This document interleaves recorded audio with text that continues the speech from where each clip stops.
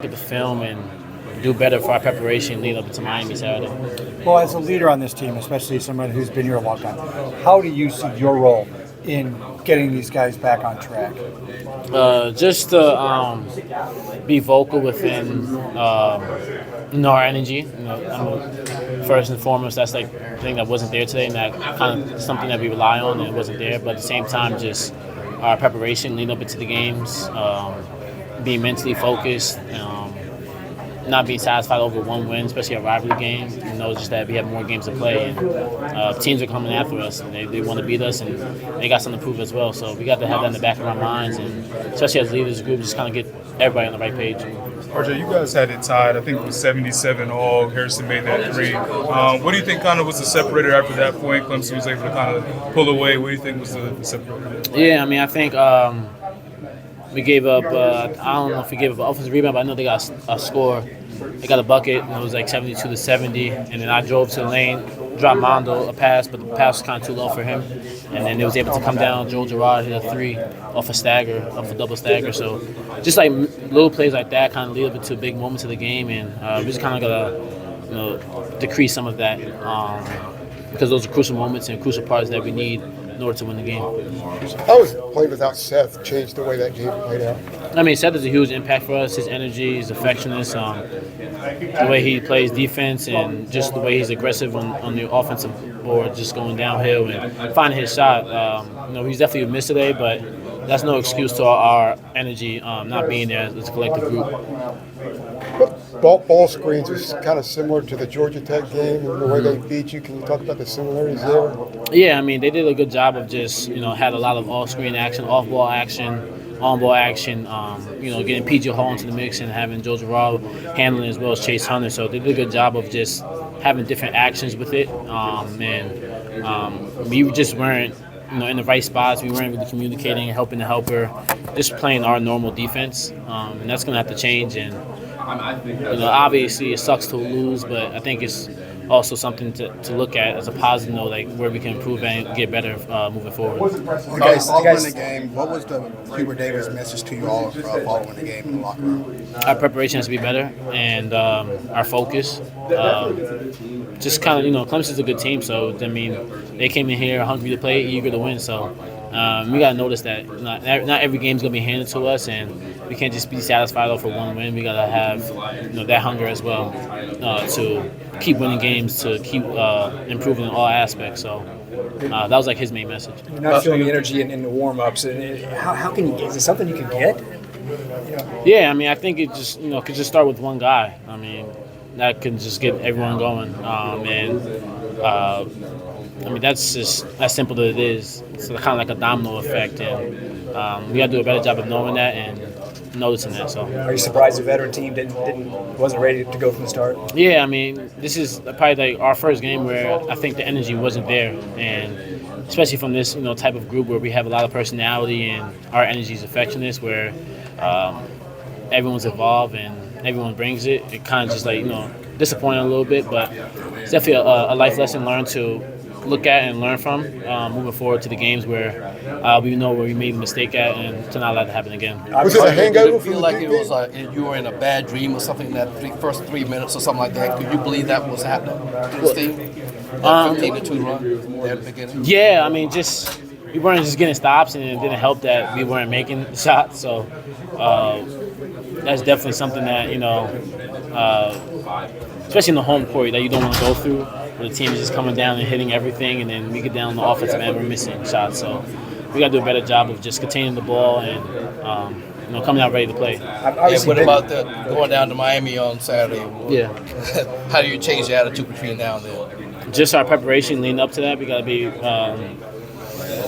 focused going into the game Saturday. Miami's a really good team, and they got home court advantage, so we got to know that, stay together, stay composed, and this is an adversity game for us because we just lost today. So it's all about how we want to respond going into Saturday's game, and looking forward to us responding the right way. Was this a hangover from the Duke game?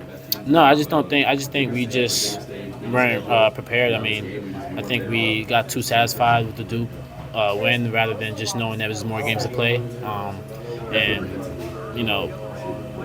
that's something that's going to have to be addressed in the locker room, just to understand that mentally. Like, we got more games to play. Us being Duke is not the end of the season. We still have, Miami Saturday and then games after that. So we just got to do a better job of our preparation, our focus, going up to Saturday and further.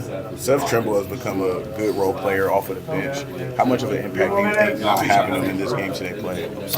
He's huge. Seth is huge for us. His energy, his defense, his aggressiveness on the offensive end, all of the above. He's just great at what he does, and his impact is something that we need. And we obviously missed him tonight.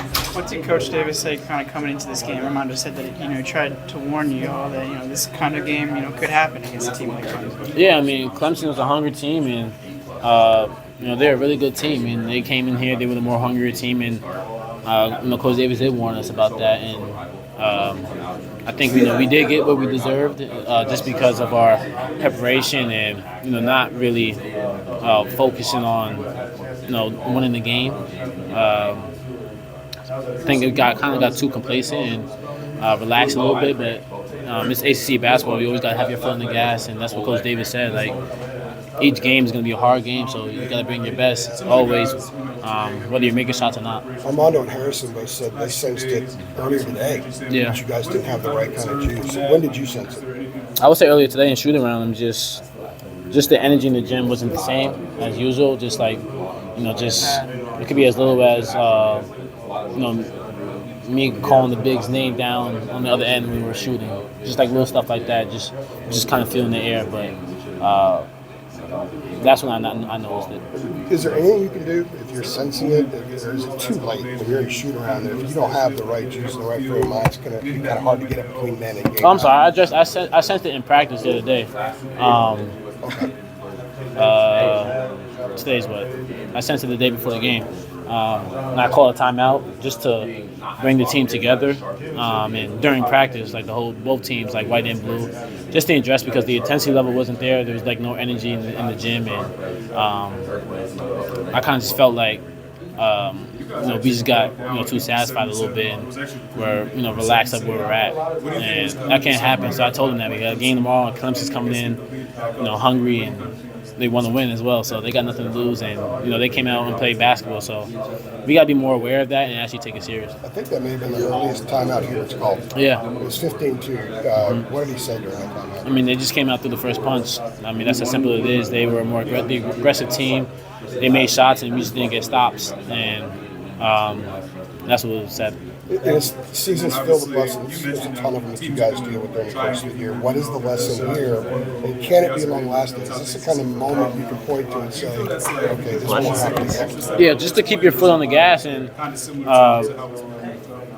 play every game like it's your last. I think that's the best way to put it in terms of our energy level and our preparation leading up into the game. I think we just have to do a better job of noticing that, knowing that, but to actually apply it into our play.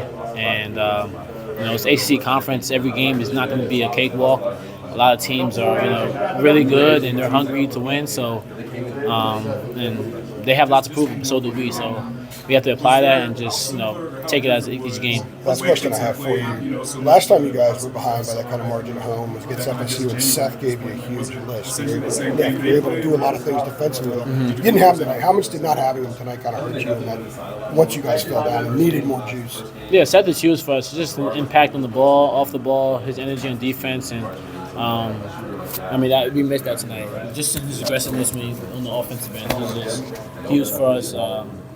And we definitely missed that tonight. Was the Jake? Did you feel? Does it feel?